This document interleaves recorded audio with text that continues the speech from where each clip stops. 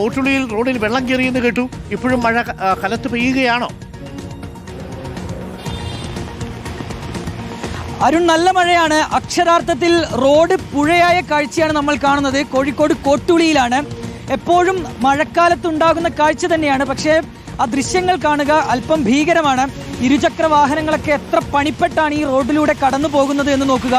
പല കടകളുടെയും ഉള്ളിലേക്ക് വെള്ളം കയറുന്ന ഒരു സാഹചര്യം കൂടിയുണ്ട്. നമുക്ക് അപ്പുറത്തേക്ക് കടക്കാൻ കഴിയുന്ന ഒരു സ്ഥിതി നിലവിലില്ല.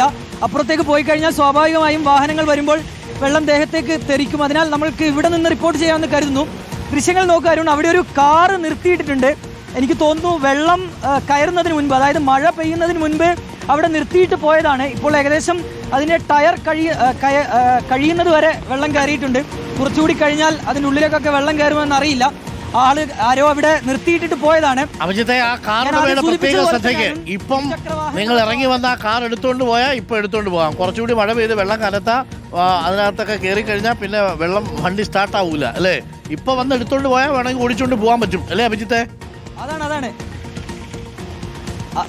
അതാണ് ആ കാറുകാരൻ നമ്മുടെ ലൈവ് കാണുന്നുണ്ടെങ്കിൽ വന്ന് എടുത്തിട്ട് പോകാൻ അത് നന്നായിരിക്കും. അല്ലെങ്കിൽ അരുൺ സാർ സൂചിപ്പിച്ചതുപോലെ തന്നെ ബുദ്ധിമുട്ടാകും പിന്നെ എന്നുള്ളതാണ്.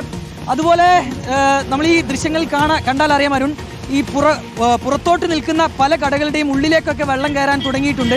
അവിടെ ഒരു ഗ്ലാസ് ഉള്ള ഒരു കടയൊക്കെ കാണാം. ഉള്ളിലേക്ക് വെള്ളം കയറാൻ ഇനി ഇതാ ഇപ്പോൾ ഏതാണ്ട് മിനിറ്റുകൾ മാത്രമേ ബാക്കിയുള്ളൂ. അരുൺ, പ്രധാനപ്പെട്ട കാര്യം മെഡിക്കൽ കോളേജിലേക്ക് പോകുന്ന റോഡ് കൂടിയാണ്. അപ്പോൾ ഇതുവഴി യാത്ര ചെയ്യുന്നവർക്ക് നൽകാനുള്ള ഒരു നിർദ്ദേശം എന്നുള്ളത് എരഞ്ഞിപ്പാലത്ത് നിന്ന് മലാപ്പറമ്പ് വഴി മെഡിക്കൽ കോളേജിലേക്ക് പോകാം, അല്ലെങ്കിൽ കുതിരവട്ടം വഴി മെഡിക്കൽ കോളേജിലേക്ക് പോകാം. അത്യാവശ്യമായി യാത്ര ചെയ്യുന്നവർ ഈ വഴി എന്നുള്ളത് നിലവിലിപ്പോൾ അത്ര സുഖകരമായി യാത്ര ചെയ്യാൻ കഴിയില്ല. അപകട സാധ്യതയുണ്ട്. ഓക്കെ, അഭിജിത്താണ് കോട്ടുളിയിൽ നിന്ന്